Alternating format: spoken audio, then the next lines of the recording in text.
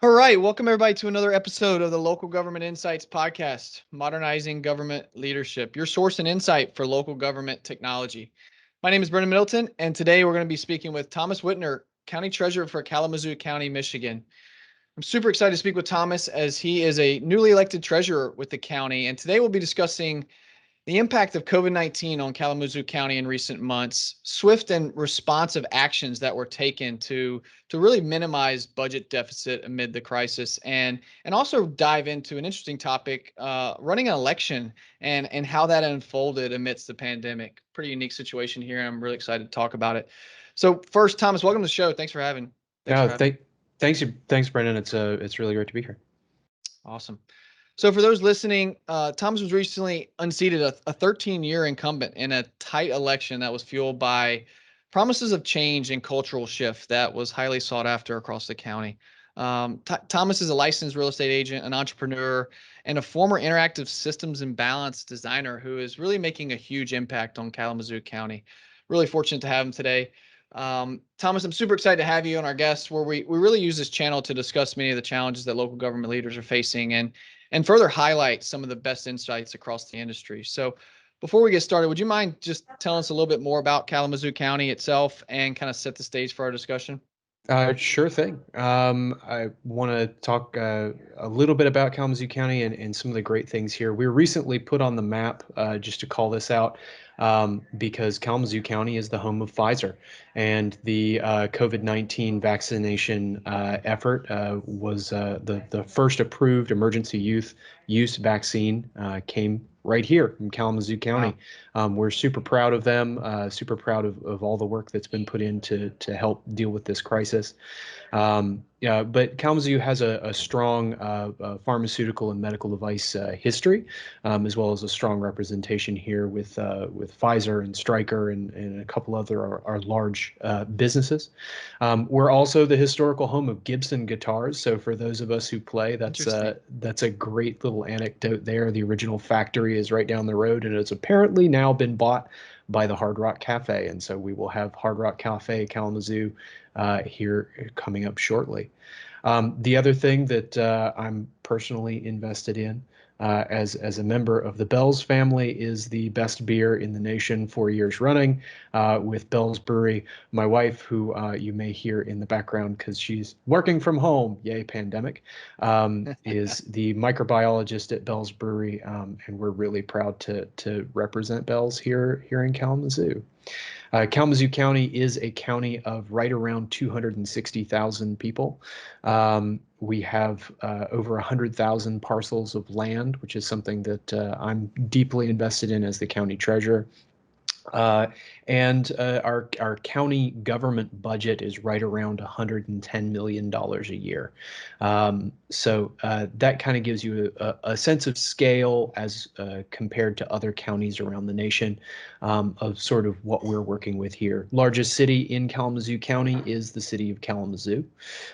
We also are home to the city of Portage. Um, and so we've got lots of great things to do here, lots of fantastic restaurants and places to visit. And it's just a beautiful place to live and a great low cost of living place to raise a family. So that's Kalamazoo County in a nutshell. Thanks, Thomas. Really appreciate that. Definitely gives us a bit of a view into Kalamazoo and the makeup. And as we transition here, first, I have to know, what was it like to run an election of this magnitude amidst the pandemic? As you know, you were newly elected in the late fall of last year, early winter. What Mhm. was that like? Well, so I've always said that politics is about people, right? And really, the pandemic refocused all of our efforts on individual outreach. Um, there's a lot of concern at the very beginning of the pandemic when we were just ramping up all of our campaign activity for these local races, about safety. Getting out there and talking to voters and trying to win their votes doesn't matter if you get them sick. And so we worked really hard with the party and with a lot of local candidates to make sure that all of our campaign practices were keeping people distant, that we were maintaining proper procedures as far as always being masked and not gathering people into one place.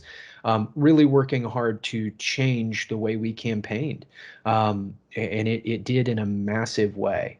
Campaigns previously are all about events. You want to get large numbers of people in the same place so you can talk to all of them at the same time. It's the most efficient way to not only spread your message, but to collect donations and to really energize, your core group of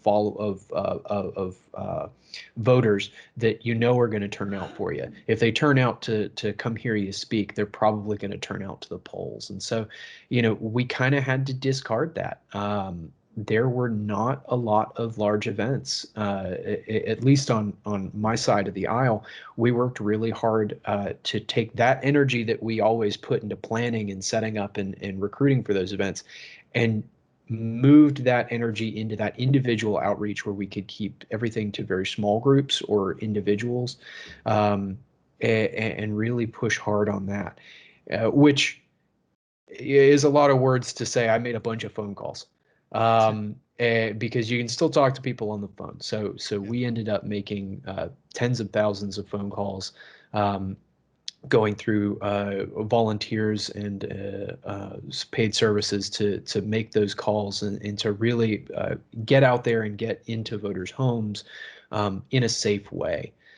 We did end up doing a lot of door knocking, but that was always socially distant, usually through a glass door, always masked, always, making sure that we were not directly handing anything to anyone. If we had literature, we'd put it on the door and step away, ring the doorbell and step away so that we weren't having that close contact interaction. Keeping people safe was number one in our minds, and it worked out. It worked out for Democrats across the ticket. We also found that a lot of the interactions we had, because we really did wait for a long time to start those direct outreach where we were actually going to people's homes. By the time we got there, we had developed the not only the protocols to make sure people were safe, but people were excited to see us because they'd been in their homes for a number of months. They hadn't really seen anybody. They weren't really connected to local politics in the way that they normally would be. And so they're excited to see us and very thankful of the work that we did to make sure that they were safe. Awesome. Well, let's talk a little bit about your specific role and responsibilities, Thomas. Like, could you briefly describe, what your responsibilities as the county treasurer are, and what are the areas of influence that you have on the county, being the county treasurer? Yeah, happy to do it. And sorry about the cough. There's No. everything in Kalamazoo County decided to bloom this week, so allergies are trying to kill all of us.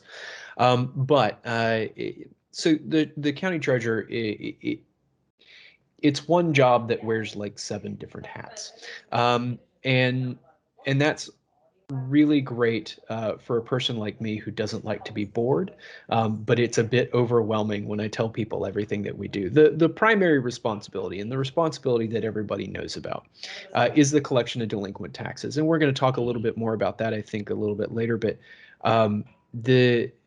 the way it works is that your local unit, and when I say local unit, I mean your city or your village or your township, they're responsible for the primary collection of property taxes. So they send out your summer and your winter bill, and you pay them with a check, or more likely happens in a lot of cases, your mortgage company pays them because your taxes are escrowed. And then at the end of the year, those come to, the part that goes to the county, and the part that stays local, the part goes to the state, et cetera, et cetera, et cetera. Well, if those taxes aren't paid, then at the end of the year, they get passed on to me. And so my job is to collect the unpaid taxes. And there's a whole tax cycle that ends in foreclosure, and management of the foreclosure process is also part of my job. So managing the properties that fall into foreclosure and become the property of the county, and then selling those at auction and getting them back onto the tax rolls so that they can be put to their highest and best use. On top of that, we're also the primary investment manager for the county.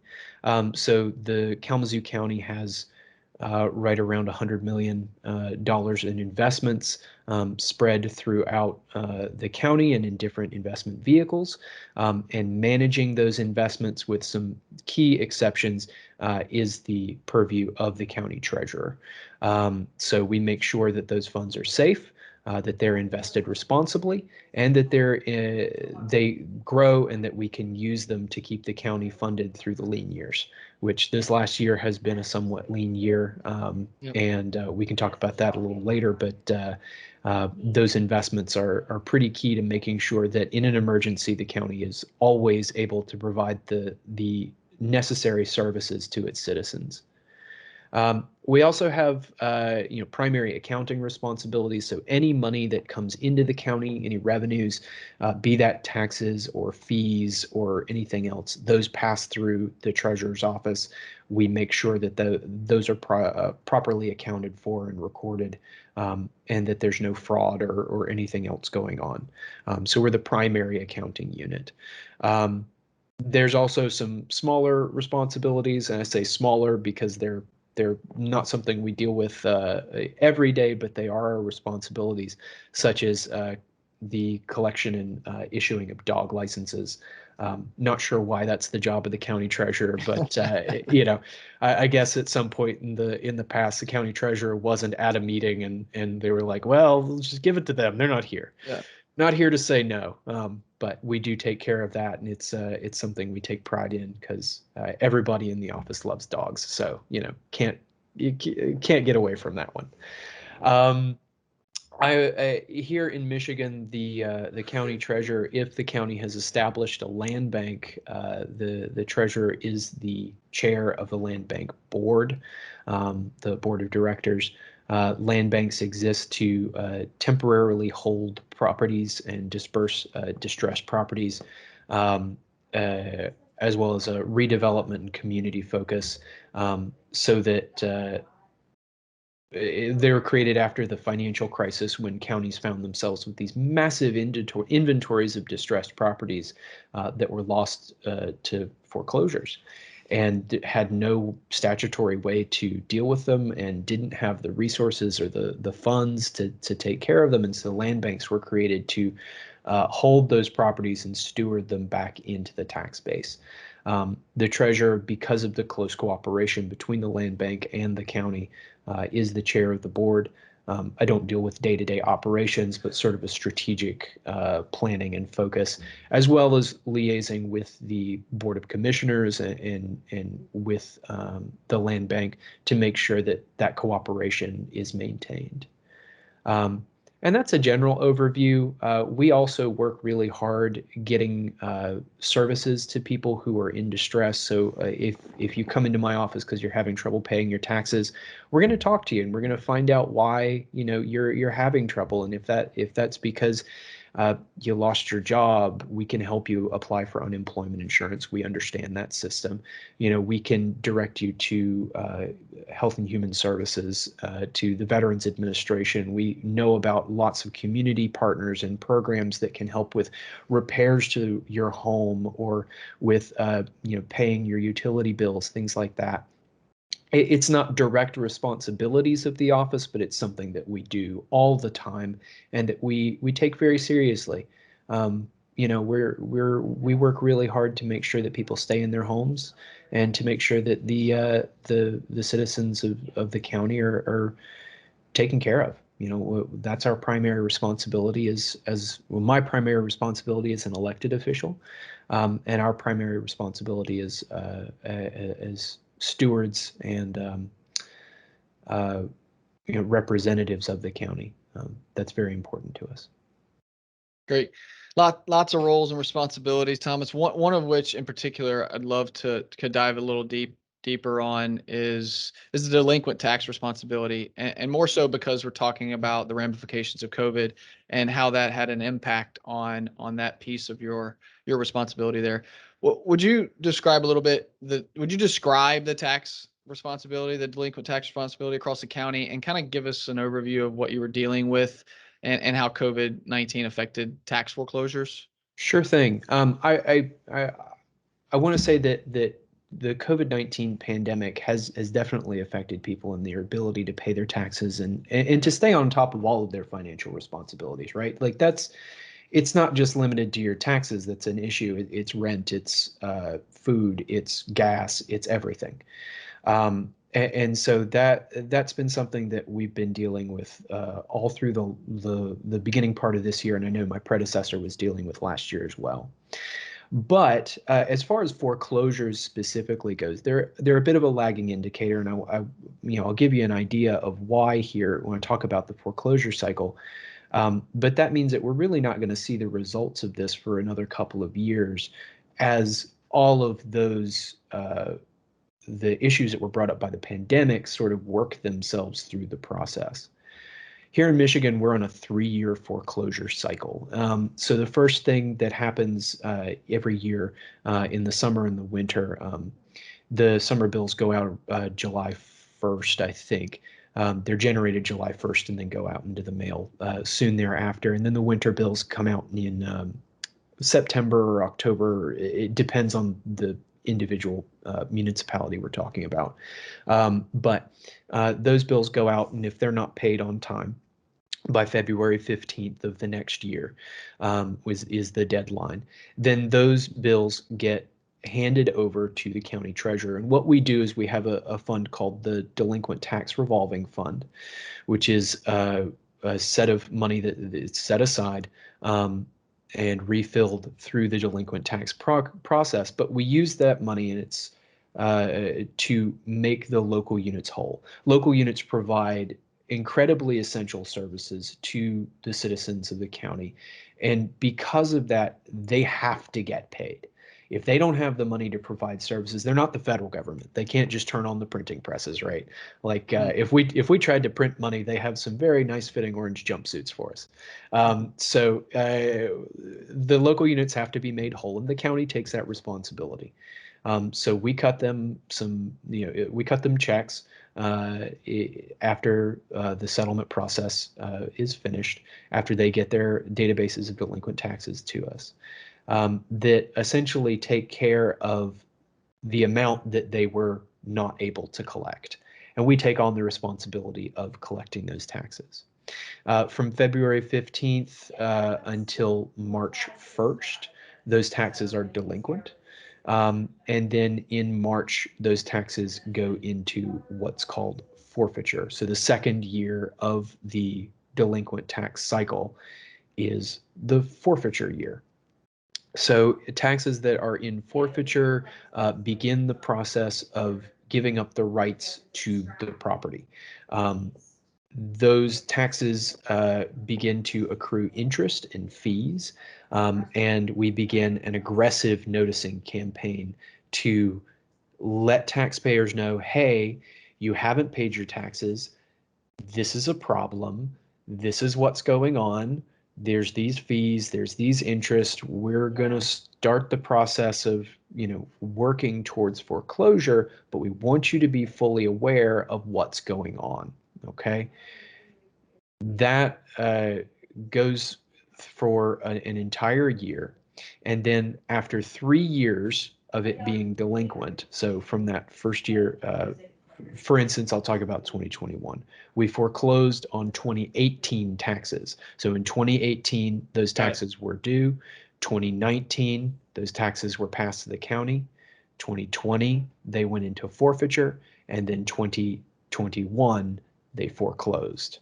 So after that year of forfeiture, through all of our noticing, and I will say that the noticing is required by state law up to a certain level, and we notice above and beyond that level to try and keep people in their houses, which is my primary goal, right? I don't want people to foreclose if I can help it.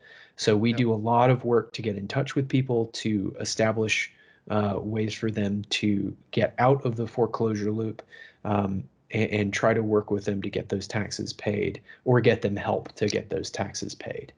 But on that third year, on April 1st, if the taxes that are in forfeiture are not paid, they foreclose after 3 years of attempted noticing, which means that the ownership of the property vests in the county treasurer's office, specifically in the foreclosing governmental unit, if we want to get very specific, because some counties don't use the treasurer, they use the state. But that's only a few counties here in Michigan that do that. So the rights of that property vest, fee simple title for those of you realtors in the audience, vest solely in the county treasurer, and the county treasurer then begins the process of securing those properties, maintaining those properties, and getting them ready to go to auction. They go to auction. They are first auctioned off for minimum bid, which is it's essentially what we spend on maintaining those properties plus the taxes, interest, and fees. Those get combined, and that's the minimum bid. It's the smallest amount anyone can bid at the first auction to acquire the property. That property hopefully sells for minimum bid, which those revenues are then used to refill that DTRF, the Delinquent Tax Revolving Fund, so that next year we have the money to again make the local units whole. So that's sort of the short version of that process. If they don't sell at that first auction, we then have a no minimum bid auction later in the year where we sell them for no reserve, more or less, which is, we'll take whatever we can get. Just please get these back on the tax roll. And we take a loss on those properties very often, but it's worth it to not take a loss constantly. Yep. And I can imagine how COVID affected so many people's ability to really pay those taxes. Mm-hmm. And I'm certain that you and your team at the onset of your onboarding had some tough decisions to make, I'm sure. And I know we talked about this a little bit in our previous discussion, but I'm curious, how were you able to help constituents avoid? What are some of the ways you were able to help constituents avoid foreclosure? And can you describe any resources that your team made available to kind of assist families who were faced with these unexpected challenges, really? Sure thing. And I want to brag on my team a little bit because really I work in an office. We have 9 people total, including myself. And the 8 people that I work with are all absolute rock stars. They're fantastic at their jobs, and I would not be doing mine if I didn't call out their heroic efforts throughout these last 15 months. During the COVID pandemic, working with taxpayers and really working to make sure we keep people in their homes. And to that end, we did have a historically low number of foreclosures this year because of all of those efforts. In a normal year in a county the size of Kalamazoo, we expect about 200 to 250 foreclosures. Like I said, we have about 100,000 parcels, so that's kind of the average when I look back at the historical numbers that you could expect. My predecessor had done a lot of work to get that number down and to set us up for success. And this year, with her efforts before the end of the year and then our efforts to drive it home, we managed to only foreclose on 28 parcels throughout the county. And I want to stress that that's not 28 homes, that's not 28 buildings, it's 28 parcels, and a majority or a large number of those were vacant. So they're empty lots that people no longer wanted. Or homes that are not able to be occupied at all. So, I'm really proud of our team for all the work that they did to get that number down. As a reference, in August of last year, there were a little over 1,100 parcels that were slated for foreclosure. And over the course of those months, we got that number down to 28. So very proud of them. As far as how we did that, the best option and the easiest option is literally just getting people on the phone or to come into the office. Because if you come into the office, we can find resources. And the big one is we can set you up on a payment plan.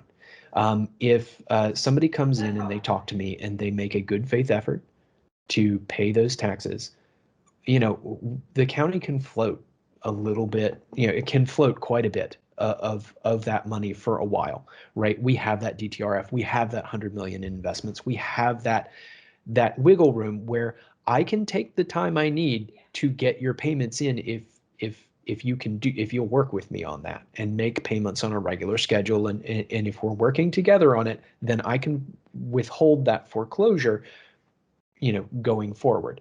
And so Yep. we did that with a lot of people. I don't have exact numbers, but it was the large majority of people are on payment plans. They are working actively because taxes, they're our responsibility to our fellow citizens, right? That's why we pay taxes, so that we can provide those services. And most people understand that and want to pay their taxes. They want to be responsible, good citizens. And to that end, some people want to do that, but they just can't, because of hardship, because of COVID. We had people in our office who were telling us stories, and the stories will absolutely break your heart, but about, they had COVID twice and they haven't worked since, March of last year. And it's heartbreaking. And so in those situations, we work with established community resources like LISC or the Kalamazoo Foundation for Excellence, HRI, Goodwill, other local nonprofits and community organizations. I will go to anybody to get help for my citizens. Absolutely. And we have lists of resources that we can give to people. And then the people who work in our front office are absolute wizards at figuring out what you need and getting you that help. They've been doing it for years, and it's something they're very passionate about. It's something I'm very proud of them for, and it's something that we work really hard at. One thing that we did this year, because this was a special year, and if I've said it once, I've said it 1,000 times, but if there is ever a year for giving people grace, it was this year. So when we entered the initial judgment of foreclosure in February, I talked to the judge and I said, look, we're in the middle of a once in a century public health crisis. The CDC has said, keeping people in their homes is an absolute priority for making sure that we're preventing the spread of this disease. And so I want to work with, the courts to make sure that we're keeping as many people in their homes as possible. And I asked the judge to grant a blanket waiver from foreclosure for all properties that had what's called the primary residency or the homestead exemption. The judge completely agreed, said it was the right thing to do, and used his power to make that happen. So shout out to Judge Gigari for making that happen. Thank you for working with me on that. So no properties that were primary residence exempted foreclosed in the year 2021. We absolutely wanted to make that happen, and we were able to. Because of our hard work, that only ended up being about 35 properties that used that blanket exemption, people we just couldn't get in touch with. But it was something that was very important to us. It protects the families, it protects local businesses, it protects our communities. Keeping people in their homes was a priority this year, and I'm really proud of my team and proud of our community for making that effort. Yeah, that's an incredible story, and thank you for sharing the details there and the overall process, but also the outcomes. And I commend you and your staff on working so hard over the last several quarters to make that happen. So thanks for sharing that, Thomas. I'd like to take a step back a little bit and shift and talk a little bit about the county finances as a whole. And Excuse me. This is sort of a blanket question on a lot of the interviews that I have on the show, but what shortfalls, if any, is Kalamazoo facing in 2021 due to the pandemic? And can you talk about that a little bit? I can, and since our last conversation where you and I talked, I've gotten a little bit more clarification. So over 2020, the year 2020, we made a lot of emergency changes to mitigate any budget shortfall. We're required in the county to have a balanced budget by law. And so during the year, as financial situations change, we do budget adjustments throughout the year. And I was talking with our county administration earlier today, actually, to make sure I had the updated numbers before I talk to you. Mhm. And while we haven't completed our yearly audit of last year, so I can't tell you exactly what our revenues were compared to what we actually brought in with any specificity, I can say that the budget reductions that we made were right around $3 million. So that, we cut about $3 million out of the budget. And then for this year coming up for 2020, for our 2021 budget, the budget was kept flat. So the budget adjustments made to 2020 were maintained through 2021, and we are doing budget adjustments up as we find the resources coming back to allow us to hire people back, to provide more hours and more in-person services, et cetera, et cetera, et cetera. As an example of that, I have a job posting up right now for a deputy treasurer that we're hiring for, that we were just able to confirm that we have the revenues to do so, and then post that position. So the office will be 10 people here shortly, but we're very happy to be able to start bringing people back on. That's great. And ARPA, or the American Rescue Plan, is certainly going to have an impact on some of these budget shortfalls and provide some much needed assistance to local governments, really of all sizes, cities, counties, towns, parishes. And we know just about a week ago, a little over a week ago, the U.S. Treasury issued more clarity regarding kind of the eligible uses for ARPA funding. Named about 5 different areas with significant flexibility across all of them, supporting public health expenditures, addressing negative impacts caused by COVID-19, investing in water, sewer, broadband, replacing lost public sector revenue, and providing premium pay for essential workers. This is really the 5 areas that they provided clarity on in just recent weeks.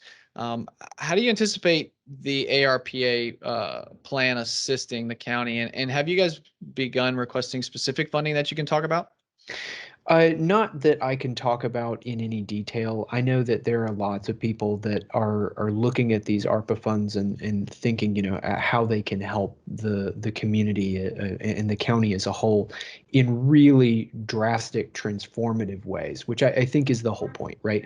We need the economic stimulus. We need to make up for the losses that we've had in this last year, but I can't speak to any specifics because we haven't nailed any of those down. I have a couple of projects that I'm looking at getting funded, but I'm going to hold off on any specifics there. I know that here in Kalamazoo County, we're not going to use those to fill any recurring operating expenses. There is some flexibility there, but the Board of Commissioners made that decision a little while ago that we're gonna hold off on that and use it to really make a difference out in the community and focus those funds outside of county government ourselves, while making sure that we can achieve the projects that we need to do in order to achieve the necessary economic stimulus. Yeah, I've been working with administration to make sure we're set up to receive those funds, and that the process for requesting requesting those funds and having them paid out and all of that is both transparent, reliable, and secure. So definitely working hard on doing all of that, but so far that the allocations of those funds has not been decided. Yep. And I know we're still early on, and it is pretty promising to see that the Treasury issue those eligible uses and provide a little more clarity, which I know everybody was in high anticipation of, and And we didn't take. And I can give you a little update. All 83 county treasurers are in a listserv of emails, and we pass gossip back and forth and answer questions for each other. And because you get 83 county treasurers in a room and ask how somebody does something, you're going to get 86 or 7 answers.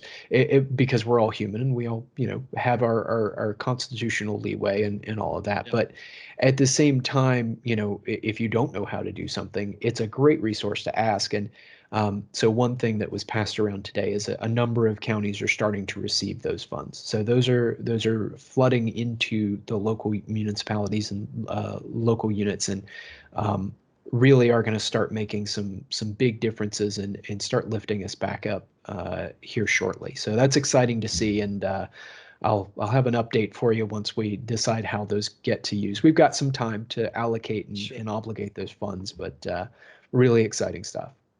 Awesome. Yeah, I look forward to circling back with you in coming weeks. All right. So as we round out kind of our conversation today, first, I can't thank you enough for taking the time, Thomas. Really, really appreciate your time. I know this has been a learning experience for me, and we've got to highlight some really awesome things that are going on in Kalamazoo. But lastly, as we climb out of this thing, widespread vaccine, we're seeing people out and about. We're seeing the risk on mask wearing. Like, what does it look like in Kalamazoo County? What are you feeling there, and what are you seeing out and about, and how are things changing? So first off, I want to call out all of our healthcare workers and all of our pharmaceutical workers here in Kalamazoo County, especially over at Pfizer and at our local hospitals at Bronson and Borges, for the just heroic efforts that they've made over this past year. Absolutely. We love you, and we've been thinking about you this whole time, and really proud to have the Pfizer vaccine coming out of Kalamazoo. So had to get that out of there. Little Yeah. hometown representation. I got 2 shots of Pfizer in my arm, so I'm happy over here. But what are as our nightlife starts to come back online, as we start to get those community events, as the ARPA funds really start to take hold and make a big difference in our community, I think what we're focused on here in Kalamazoo County, it's I'm a Democrat, so of course I got to call out the president a little bit, but we're really looking at building back better. We have some recognized shortcomings here in Kalamazoo County, and affordable housing is one of the biggest ones. But last year, we passed an affordable housing millage, which is going to collect about $6 million a year to put towards affordable, solving the problem of affordable housing in our county. There isn't enough inventory. There aren't enough places in Kalamazoo County for all the people who want to live here, and enough affordable places that people can actually pay for. We have a relatively low cost of living, but with all of the economic disruption we've seen over the last 2 decades now, it's just made things really tough for people. And so we're going to use this time where we have the federal help, where we have the will of the people, and where we're coming back stronger to really build up the county and make sure that we're addressing some of these systemic problems that have been plaguing us forever. It's going to be a lift. I'm not going to lie, it's not going to be easy, but we all are dedicated to do it. On both sides of the aisle here in Kalamazoo County, we recognize that these are problems, and we're pushing the same ball up the same hill. And I'm really proud of us here in the county for that. I'm really proud that we're able to focus on these issues and get them done. We may have different ideas about how we get stuff done. We're human, right? That's going to happen. But we all know what the problems are, and we're going to work on the solutions and get it done for the people of Kalamazoo County. And I'm hoping that now that we're all starting to come out of our shells and out of our homes and able to really start participating in community life again, that people who maybe haven't been as participatory in those events, in coming out to meet their neighbors, in getting into these, going to our local museums. We have some great ones, in coming to the amazing community events that happen downtown and across the county. I'm hoping that people take the opportunity, because participating in the community life is something that I think we all realized we really missed right around that August, November timeframe. And it's something that I'm looking forward to getting back into, and I'm hoping that all 260,000 of us here in Kalamazoo County feel the same. Excellent. Thomas, thanks for sharing your story, and thanks for all you're doing and the difference that you're making. And we wish you the best of luck into the coming weeks. Look forward to getting that update on the ARP planning, and I'll definitely circle back with you. But I really appreciate your time first and foremost, and thanks for all you're doing and sharing your story with us in detail. I think it's going to be super valuable for all those listening. But for all the listeners, thanks so much for joining us for another episode of the Local Government Insights podcast. Please stay tuned for more local government news and insights to come. We look forward to having you next time. Thanks again, Thomas. Thank you, Brennan. It's been great.